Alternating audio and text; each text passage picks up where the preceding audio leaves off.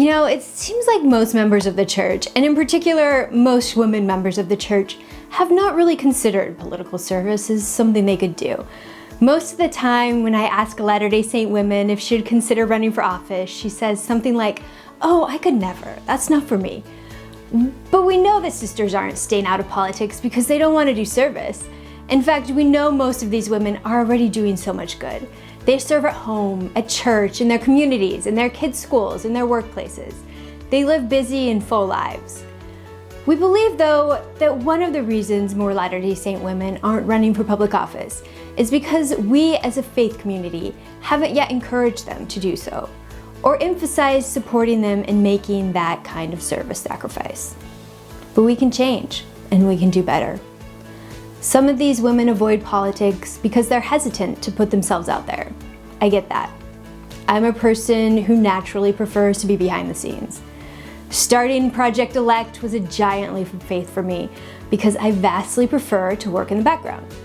But I'm realizing that the fact that I'm a behind the scenes person might actually be a blessing in some ways, because I so deeply understand and sympathize with women's hesitancy to put themselves out there. I absolutely do. And hopefully that can help me be thoughtful about how we approach these women. Politics can be brutal and can be negative and polarizing, and it isn't hard to see why many women want to avoid it. But if good women avoid politics because they don't like the fighting and the negativity, they won't have the opportunity to change things. More women in office can make a difference towards healing our political climate.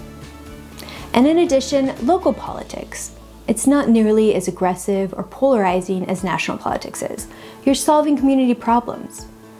It also appears that many women of the church avoid public service because they believe they aren't qualified. That's just untrue. I was talking to a woman just the other day who's considering going back to work after 12 years out of the workforce to raise her kids. Her youngest is starting kindergarten in the fall, and she was so anxious about whether she would be marketable to employers. I think that Latter-day Saint women considering running for office have similar feelings about whether they're qualified to be an elected official. This woman I was talking to, she felt like she didn't have much to offer since she'd been out of the workforce for so long. I got on my soapbox and I totally gave her a lecture. I listed all the things she'd done while raising her kids.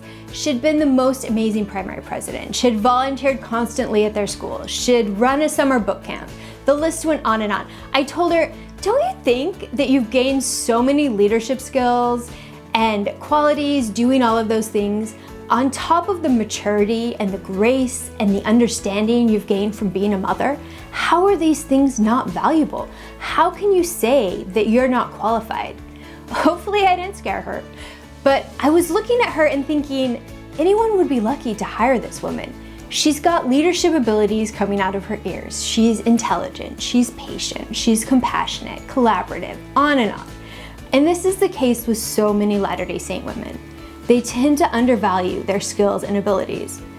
There's a saying that's permeated women in politics commentary, and it goes like this: that women need to be asked to run for political office, and it takes an average of 7 asks for a woman to make the decision to run. I don't know if it's possible to actually scientifically prove that or not, but in my experience, it rings true. And if most women need to be asked 7 times, I think that Latter-day Saint women might need to be asked twice that many times. And if this is the case, we need to be asking these women to run for office constantly.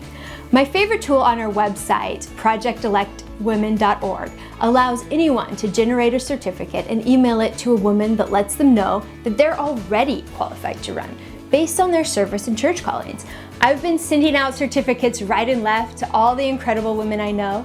I'm not sure I've convinced anyone to file their candidate paperwork yet, but I'm going to keep working on them.